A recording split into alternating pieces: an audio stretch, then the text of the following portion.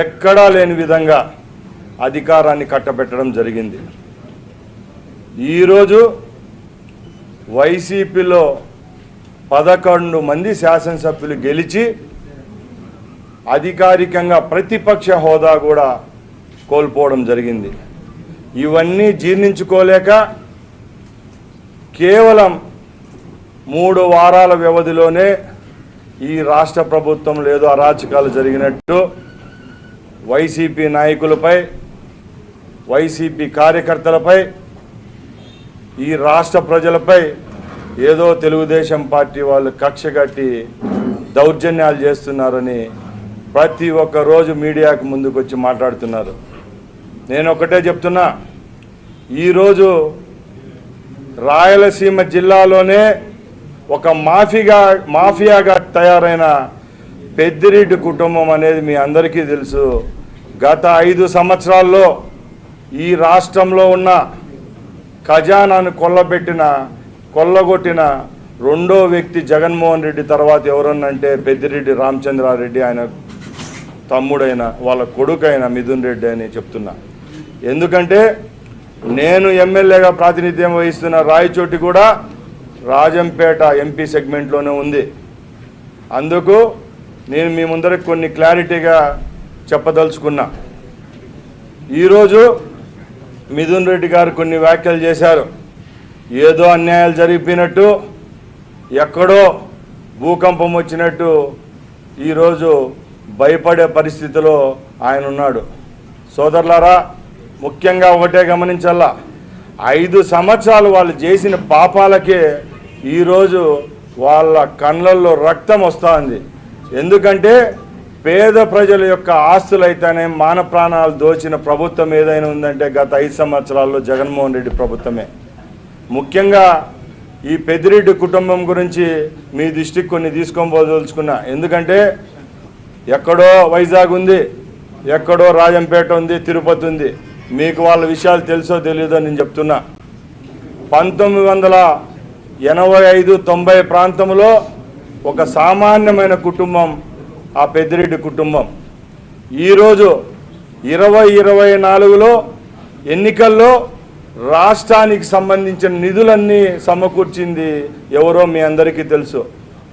వందలాదిగా కాదు, వేలాది కోట్లు అక్రమంగా సంపాదించి జగన్మోహన్ రెడ్డికి బినామీగా తయారై మొన్న ఎలక్షన్లలో ఒక్కో నియోజకవర్గానికి 100 కోట్లు ఖర్చు పెట్టింది ఎవరో మీ అందరికీ తెలుసుకోవాలి మీరు. ఎందుకంటే వాళ్ళు సంపాదించిన డబ్బు సౌత్ ఆఫ్రికాలోనో, ఆస్ట్రేలియాలోనో, అమెరికాలోనో కాదు, కేవలం ఈ రాష్ట్రంలో ఉన్న మానవ వనరులు ఏమైతే ఉన్నాయన్నీ దోచేసినారు. ముఖ్యంగా ఖనిజాల విషయానికి వస్తే గ్రానైట్ అయితేనేం, ఇసుక అయితేనేం, లాటరైట్ అయితేనేం, ఎక్కడ ఖనిజాలు ఉన్నాయో అక్కడంతా తవ్వి కంపెనీలకు, ఫారిన్కు ఎక్స్పోర్ట్ చేసిన ఘనత ఆ దరిద్రులకే దక్కుతుంది. అలాగే ఇక్కడ ఒక బాత్రూమ్ కట్టుకోవాలంటే ఇసుక దొరకని పరిస్థితి గత 5 సంవత్సరాల్లో ఉంటే పక్కలున్న బెంగళూరుకు, చెన్నైకి రోజుకు వేలాది టిప్పర్లతో ఇసుక తోలింది ఎవరో ఆ దరిద్రులని మీ అందరి ముందు తెలియజేసుకుంటున్నా. ఇంకా చెప్తున్నా, పేదవానికి 1.5 సెంటు స్థలం ఇవ్వలేని పరిస్థితిలో జగన్మోహన్ రెడ్డి ప్రభుత్వం ఉంటే ఈ పెద్దిరెడ్డి కుటుంబం రాయలసీమలో 10,000 ఎకరాల పేదల భూమి వాళ్ళ పేర్లతో, వాళ్ళ అనుయాయుల పేర్లతో గవర్నమెంట్ భూములు కూడా వాళ్ళ పరం చేసుకున్న ఘనత వాళ్ళదే. ఇలాంటి వాళ్ళు ప్రజలతో తిరస్కరింపబడి ఈరోజు ధరావతులు కూడా కోల్పోయినారు, అసెంబ్లీలకు కూడా వచ్చే పరిస్థితుల్లో ధైర్యంగా వాళ్ళు. అలాంటి వాళ్ళు ఈరోజు ప్రెస్ మీట్లు పెట్టి అవాకులు చవాకులు వెళ్తున్నారు. నేను చెప్తున్నా, నా వ్యక్తిగతంగా నన్ను విమర్శించినాడు మిథున్ రెడ్డి. నేను ఒకటే చెప్తున్నా, మా తండ్రి గారు 1985లోనే ఎమ్మెల్యే అయినారు, 89లో ఎమ్మెల్యే, 92లో మా సోదరుడు ఎమ్మెల్యే, 93 బై ఎలక్షన్ల తర్వాత మరొకసారి 4 సార్లు ఒకే నియోజకవర్గం నుంచి ఎమ్మెల్యేగా గెలిచిన చరిత్ర మాది. మిథున్ రెడ్డి కుటుంబం మేము ఎమ్మెల్యేలుగా, మా తండ్రిగా ఎమ్మెల్యేలు చేసిన టైంలో వాళ్ళ నాయన క్వార్టర్ బాటలు ఎత్తుకొని సైట్లలో లేకపోయి సైట్లలో ఒక చిన్న మేస్త్రిగా పనిచేసుకునే కుటుంబం వాళ్ళది. ఈరోజు ఏదో నేను సేమ్ ఒకే ప్రాంతం నుంచి మంత్రిని అని చెప్పి నా మంత్రి పదవి ఏదో కోల్పోతాను, నేను భజన చేస్తున్నానని ఆయన చెప్తున్నాడు.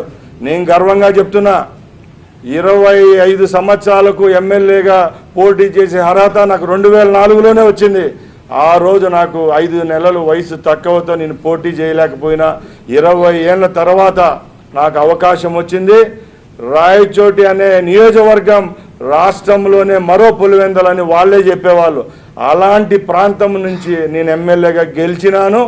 అలాగే నమ్మకంగా గత 4.5 సంవత్సరాలు వైసీపీ పార్టీని వదిలి బయటకు వచ్చి ప్రతి ఒక్క ఘటనలో అయితే సంఘటనలో తెలుగుదేశం పార్టీకి అండగా ఉన్నాను. కాబట్టి పెద్దలు చంద్రబాబు నాయుడు గారు నాకు మంత్రిగా ఇచ్చారు. అది కూడా సాదాసీదా మంత్రి పదవి ఇవ్వలేదు. ఈ రాష్ట్రంలోనే ఎక్కువ సంబంధాలు ఉన్న శాఖలు ట్రాన్స్పోర్ట్ అయితేనేమి, ఆర్టీసీ అయితేనేమి, అలాగే స్పోర్ట్స్ అయితేనేమి, యువజన సర్వీస్ మంత్రిగా నన్ను ఆయన చేశారు. దానికి నేను చాలా కృతజ్ఞుని. ఇంకా ఆయన కామెంట్ చేశారు కాబట్టి వాళ్ళకు మంత్రి పదవి ఎలాగొచ్చిందో నేను చెప్తాను. ఇదే మిథున్ రెడ్డి అనే అతను జగన్మోహన్ రెడ్డి పాదయాత్ర చేస్తా అంటే బూట్లు తొడుక్కుంటా అంటే లేసులు కొట్టిన వాడు ఇతను. బూట్లు తొడుక్కుంటా అంటే పాదయాత్రలో జగన్మోహన్ రెడ్డి లేసులు కొట్టిన మిథున్ రెడ్డి. రమ్మను, వాళ్ళు దైవంగా భావించే సదుం అయ్యప్ప స్వామి గుడికి రమ్మని చెప్పు. ఆయన జగన్మోహన్ రెడ్డి బూట్లు లేసులు కట్టినాడా లేదా? అలాంటి బ్రోకర్ పని చేసిన లుచ్చా అతను ఈరోజు నా మీద కామెంట్ చేయడం ఎంతమందికి సమంజసమో మీరందరూ ఒకసారి అర్థం చేసుకోవాలా. అలాగే నేను చెప్తున్నా, ఎక్కడైనా అరాచకాలు జరిగింటే గత 5 సంవత్సరాల్లో ప్రతి ఒక్క సంఘటనలో వీళ్ళ కుటుంబం పాత్ర ఉంది. ఎందుకంటే ఈరోజు ఆయన గృహ నిర్బంధం చేశారని చెప్పి ఏదో పెద్ద బాధపడతా ప్రెస్ స్టేట్మెంట్లు ఇస్తున్నారు.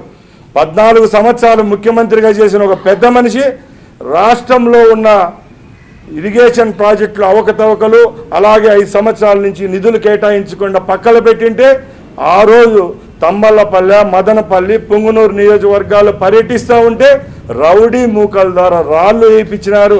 సరైన సెక్యూరిటీ ప్రొవైడ్ కూడా చేయలేని ఘనత, దరిద్రం వీళ్ళకే దక్కుతుంది.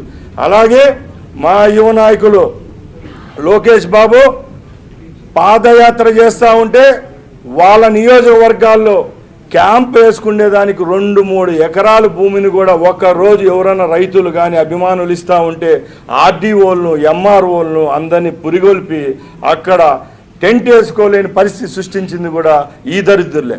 అలాంటి వాళ్ళు ఈరోజు వాళ్ళకి ఏదో కష్టాలు వచ్చినాయి, వాళ్ళు ఇంట్లో ఉండి బయటికి రాలేని పరిస్థితిలో మా మీద నెపం వేస్తున్నారు. ఈరోజు సంఘటన కూడా చెప్తున్నా, పుంగనూరులో రిగ్గింగ్ చేసుకొని ఓటుకు 5,000, 10,000 పంచి అక్కడ మా క్యాండిడేట్ రామచంద్రారెడ్డి గారు ఎవరైతే ఉన్నారో 6,000తో ఓడిపోతే, అలాంటి నియోజకవర్గంలో మొన్న వాళ్ళ తండ్రి గారు పర్యటిస్తా అంటే చాలామంది బాధతో వీళ్ళతో ఎవరైతే నష్టపోయి ఉంటారో వాళ్ళంతా అడ్డుకుంటే వాళ్ళ తండ్రి ఎక్స్ మినిస్టరు ఆ పొంగునూరు నుంచి వెళ్ళిపోవడం జరిగింది. ఈరోజు ఆయన ఏదో వాళ్ళ కార్యకర్తలను పరామర్శించేదానికి ఒక ప్రోగ్రాం పెట్టుకొని పొద్దున్న పొంగునూరు పోతానంటే అధికారికంగా అక్కడున్న వ్యవస్థ ఎవరైతే ఉంటారో ఎస్పీ గారు అయితేనే కింద స్థాయి ఉద్యోగులు ఇప్పుడు ఎలక్షన్లు జరిగి తక్కువ కాలం అయింది కాబట్టి ప్రజల్లో కోపం. 10 నిమిషాలే ఇది, నేను చేస్తాను.